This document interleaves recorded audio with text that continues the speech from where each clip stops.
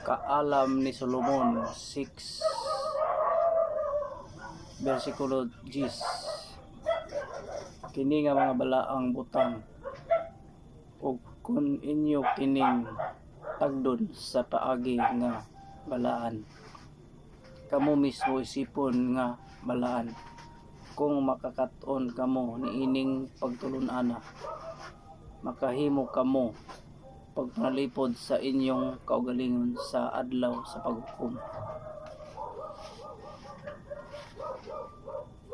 Muni ang balasahon kaalam Solomon 6:10 nga ang tanang nga mga butang nga balaan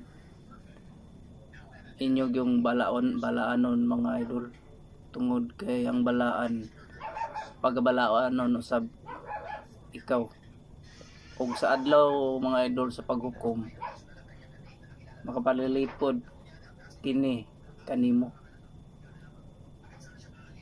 Muna nga balaanon gyud ang mga butang nga balaan. Unsa ang mga butang nga balaan? Sama sa mga santos nga naa sa simbahan. Muna siya mga idol ang gipasabot diri sa kaalam ni Solomon 6:10. Busa kamo nga mga